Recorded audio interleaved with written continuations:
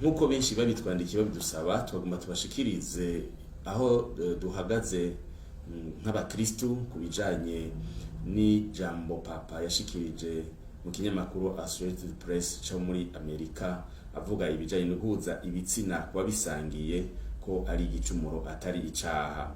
Haranditswe amajambo menshi yerekana ko benshi ngahi iwacu i Burundi batatahuye ico papa yashatse kuvuga.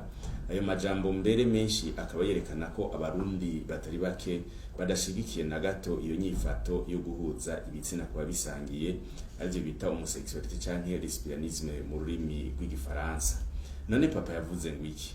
Ivyo yavuze bisigura iki? Twebwe twovyakira gute? Uguhuza ibitsina kuba bisangiye ni igicumuro, si icaha gihanwa n'amategeko. Uti kubera iki? Igituma yabivuga nuko mu bihugu bishika 60 ku isi izo nyifato zihanwa n'amategeko, mbere mu bihugu bishika nka 10-11 hakaba mbere hatangwa n'igihano cyo gupfa ku bantu bafashwe bakora ivyo bintu.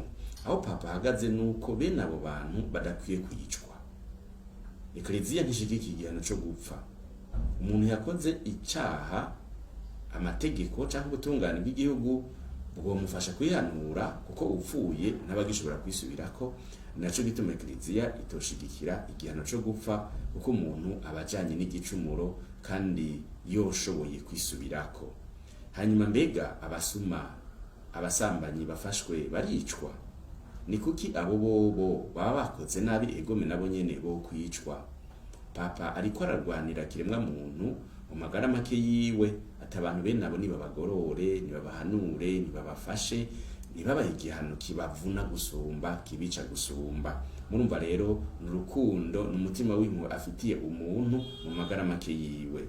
Kandi twisunze ijambo ry'Imana, tukisunga n'inyigisho ya Ekleziya, turabisoma mu nyigisho za Ekleziya muri katekisimu ya Ekleziya. Kuva na kera Ekleziya yamyigisha yuko iyo mibonano ari mibi cyane.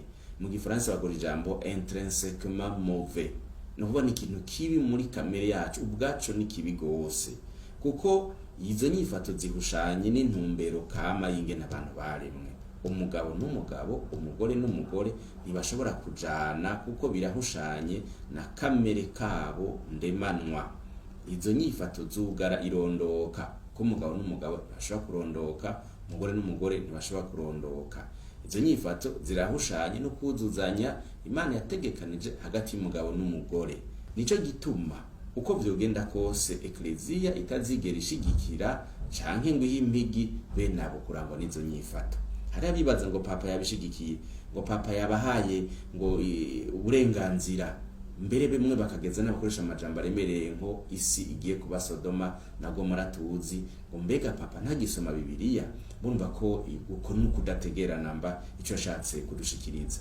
Ugukora ivyo rero ni gicumuro ababikora baba bakoze. Ariko umucumuzi nawe suwo guta, nuwo gufasha kwisubirako. Haniho benshi rero badatahura neza papa. Umucumuzi ntibamuta, bamufasha kwisubirako. Intama yatakaye barayirondera bakayigorokana mu ruhongore. Kurya umubeshi, umusuma, umwicanyi, umusambanyi, niko wa mugore bazanira Yezu asambana. Yezu ntiyavuze ngo nibamutera amabuye, ahubwo yavuze ati utaracumura muri mwebwe namubanzibuye. Ntiyashigikiye ubusambanyi. Yashatse bati kuva ubu rero ndabirekuye ni mubigire. Yashatse kubereka ati nazanywe n'impuhwe, nazanywe n'ikigongwe, nazanywe n'abagwaye, nazanywe n'abantamagara. Niko na bene abo bantu papa twigisha ati bakeneye ububiyegereza, akabashigikira kugira ngo bave hasi batambuke, akabaherekeza bakava muri izo nyifato bagahinduka. Mwibuke cagiye papa hari mu 2019 avuga ati mbega ndinde kugira ngo abo bantu je ndabacira urubanza. Aha abari karatwereka yuko twoba natwebwe abanyempuhwe. Abo bantu baba bakoze igicumuro, mugabo umucumuzi suwo gutabwa, umucumuzi suwo kuyica.